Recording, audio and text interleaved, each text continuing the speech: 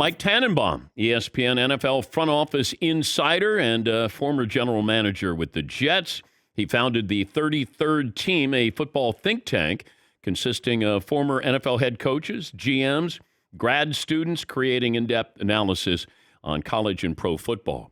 And he's provided us with that, with his thoughts on the Chicago Bears, who are on the clock right now. Mike, explain to the audience what you would do with that number 1 overall pick. Dan, great to be with you. I would draft Bryce Young, who I think is going to be a superstar in this league. I think he has great arm strength, great accuracy, great anticipation.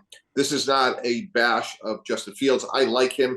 I think Justin Fields is a good quarterback that has a chance to be a very good quarterback. But if we could get, let's say, a first and a third round pick for Justin Fields and reset the clock on a rookie quarterback contract, we would have a massive amount of resources. And if we look at Jacksonville, Dan, and they go sign Christian Kirk, Brandon Scherf, Evan Ingram, amongst others, we could go get 3 to 4 players with the cap room and get another 2 really good players with what we could get in terms of draft capital by trading Justin Fields.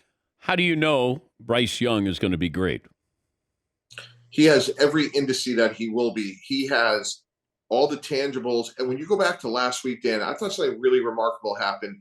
They were playing Kansas State in a game that meant nothing, no championship available, and he plays the whole game. So does Will Anderson, another top 5 pick.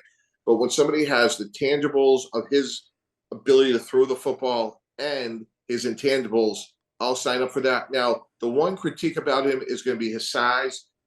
Some people like Todd McShay, my colleague at ESPN, kind of compare him a little bit to Steph Curry. I think he has lower body flexibility and enough movement skills where, while size will be an issue, I think he'll be able to overcome it. Who should trade for Justin Fields? Like, who shouldn't is a better question. I'll give you a dozen teams from Indy, New York Jets, Saints, Tampa Bay. You can make an argument for Houston, Seattle.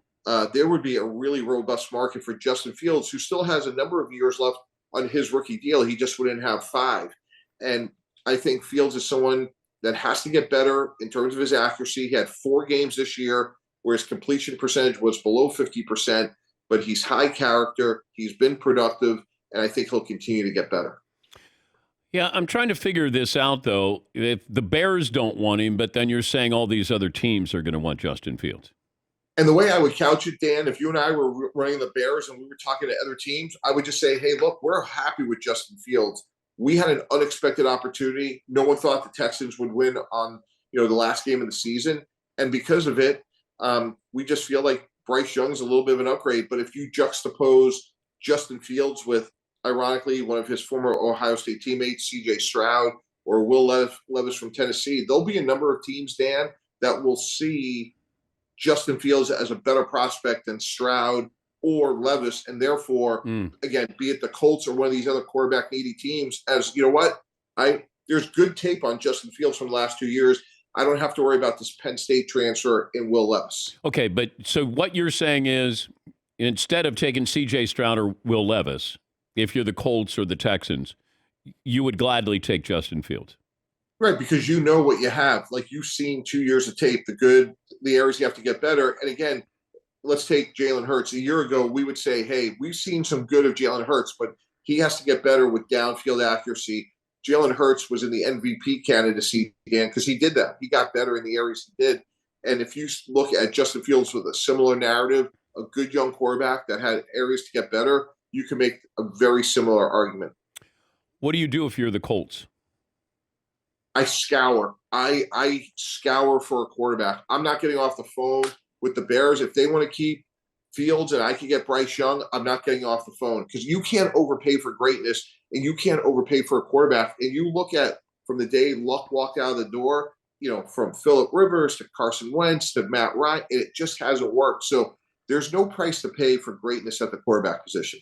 If you were the GM of the Packers and you sit down with Aaron Rodgers, what do you want to hear from Aaron Rodgers?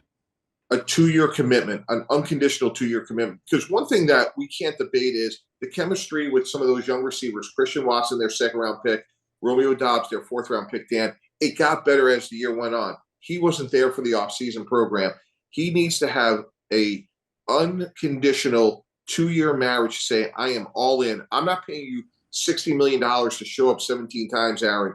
I'm paying you $60 million next year to be the CEO of this team starting in February. And you know what's interesting, Dan? When you really look at that game, their defense held up okay. Their run game held up. Aaron Rodgers, if we're just being candid, Dan, Aaron Rodgers is who sent them home. Yeah, he's been average quite a few times. I mentioned the stat of all the quarterbacks who played every game. He's the only one who didn't throw for at least 300 yards in a game. Now, I don't want to rely on him to throw for 300 yards because I do like the running game and the defense, but Aaron was subpar and another loss at home in a must-win situation. Yeah, and look, he still by far gives them the best chance to win. Although I do like Jordan Love, I think he's gotten better. But clearly, Aaron Rodgers gives them the best chance. But I can't have him half in and half out. Like, this team is too young and too formative in terms of those receivers. Like, he needs to spend as much time with them as possible. And if he does, given the way the defense played down the stretch, they could be right back to where they were, in terms of, the NFC North. But it starts with him. Yeah, but how do you broach the topic of we're moving on from you without saying we're moving on from you? Yeah, it's blunt force trauma. You go see him in California. That was the old Rex Ryan. Blunt force trauma. We're going to sit down. We're going to thank you for everything. You're an all-time great. We want you back in the worst way. But, Aaron, I don't want to hear that you're going away for 2 months to find yourself in South America and going to give us an answer in the middle of March. That doesn't help us. Like, we need to know this is a partnership. This is a marriage. If you're in, great. If you're not, we're disappointed, but understand. But we can't let this go on for several months while you travel the world. It's just not fair to the organization. And by the way, Dan, you have a stronger hand this year than last year because at least you've seen some inklings of progress with Love. Jimmy Garoppolo, Derek Carr, if they're the same price, who do you want?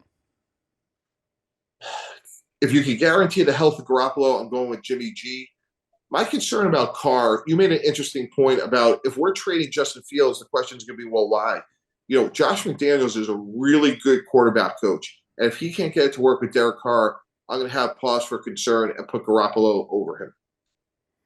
Great to talk to you as always. Thank you for your insights, bud. Thanks, Dan. Appreciate you having me. That's Mike Tannenbaum, ESPN NFL front office insider, former Jets general manager, also worked for the Dolphins, and he founded the 33rd Team. It's a think tank, in-depth analysis on college and pro football.